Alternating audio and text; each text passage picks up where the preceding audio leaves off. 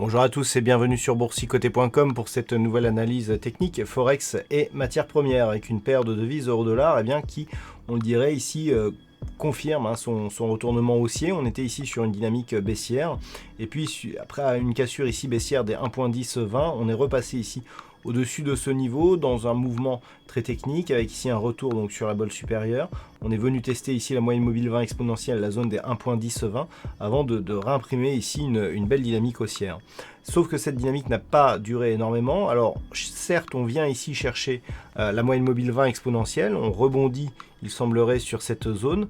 Toutefois, la violence de la phase de consolidation par rapport à la dynamique montre qu'on a énormément retracé et qu'on est très proche ici d'un retour sur cette zone des 1.1020. Donc là, clairement, même si on reste dans une perspective plutôt haussière, il s'agit d'une neutralisation à court terme, avec donc le risque ici de voir évoluer la perte de devise euro-dollar entre 1.1020 et 1.1110. La cassure de l'une de ces zones nous donnerait plus d'indications sur la possible réorientation de la dynamique, avec notamment un risque plus fort d'accélération ici en cas de cassure baissière des 1.1020. Et puis au lendemain du Brexit, la paire de devises GBP-USD marque un mouvement baissier assez important. Alors on avait ici culminé sur des niveaux proches des 1.32 avant de tout reperdre aujourd'hui. On a ouvert avec une petite distance baissière hier soir et puis hop, on a reperdu tout ce que l'on avait gagné en fin de semaine dernière pour revenir ici sur les niveaux proches de la zone de support des 1.2970. Donc clairement, on n'est pas sur un retournement actuellement. On a ce test qui a été testé à de nombreuses reprises et qui a toujours résisté, même parfois à provoquer des mouvements haussiers assez puissants. Donc on va voir si c'est encore le cas aujourd'hui.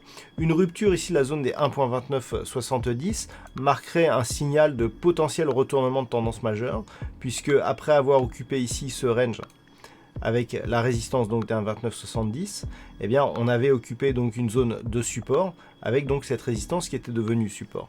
Et le fait de repasser en dessous, on aurait ici une structure de retournement possible qui serait totalement validée sur rupture ici des 1.2780. Donc pour l'instant, on surveillera une possible réintégration ici dans ce range 1.2780, 1.2970 qui serait effectivement synonyme de neutralisation de la tendance moyen terme. Et puis sur l'or, nous sommes toujours ici dans une perspective légèrement haussière avec des points hauts ici qui sont venus s'inscrire, qui ont marqué un nouveau plus haut significatif de tendance court terme, proche des 1590 $ l'once. Par contre, on est bien revenu ici sur la bande de Bollinger inférieure pour se stabiliser sur des niveaux proches des 1580 $ l'once. Donc clairement, on était ici sur un début de dynamique haussière, mais le fait déjà que l'on ne rebondisse pas sur la moyenne mobile 20 exponentielle avait donné un petit signal d'affaiblissement. Là, on a un tout petit contact sur la bande de Bollinger supérieure, on revient quasiment sur la bande inférieure. Ça ressemble à un mouvement de neutralisation avec comme zone de résistance cette fameuse zone ici des 1590 $ l'once et le risque ici en cas notamment de rupture ici des 1564 $ l'once, c'est d'avoir un retour ici sur cette zone des 1550 $ l'once. Et puis enfin le WTI qui est en train de nous envoyer un signal qu'on n'attendait pas aussi rapide. On pouvait l'anticiper, mais pas d'une manière aussi rapide. Alors vous vous rappelez, je vous avais indiqué ici que depuis la rupture ici des 56-57, que l'on avait un objectif de retour ici sur la zone des 51 $ le baril pour un retracement total ici de cette dynamique. Et cette dynamique ici, elle était relativement forte. On avait de nombreux contacts ici sur cette zone des 51 $ qui lui donne donc le statut de zone de support majeur. Mais ce qui est en train de se passer, c'est qu'on est en train ici de casser cette zone d'une manière relativement forte. Alors, la semaine dernière, on avait bien respecté ici cette zone. Le rebond s'était fait d'une manière très technique, très progressive. On est quasiment venu au pic près ici chercher ce support. Petite attaque, on est remonté légèrement. Et là, par contre, on casse. Donc là, la configuration n'est plus la même.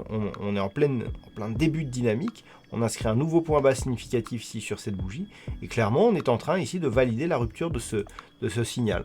Alors, si on se place en délit et que l'on s'écarte un petit peu, on va aller tester des zones que l'on n'avait pas vues ici depuis cette période, à savoir janvier 2019. Ça faisait quasiment un an, même plus d'un an, que l'on n'avait pas été durablement ici sous la zone des 51 $ le baril. Et donc Dans cette probabilité, eh bien, nous avons un objectif ici proche des 42,50 $ avec l'extension de Fibonacci ici de la précédente dynamique haussière qui se situe à la 41,93. Donc ça sera intéressant si les cours ici continuent à descendre, eh bien, de voir si cet objectif sera respecté. En termes de zones intermédiaires, nous avons des zones ici intermédiaires mais que l'on définira si les cours casse les 51, mais vous voyez que par exemple sur cette phase, on voit ici qu'on a une petite zone proche de ce niveau ici des 48 $ le baril qui pourrait faire donc office d'un objectif intermédiaire par rapport à la poursuite ici en direction des 42,50.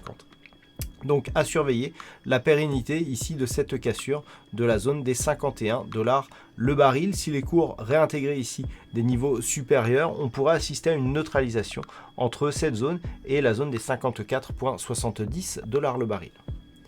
Voilà donc ce que l'on peut dire sur cette analyse technique Forex et matières premières. Passez une bonne soirée, on se retrouve donc dès demain pour d'autres analyses techniques, toujours sur le site boursicoté.com.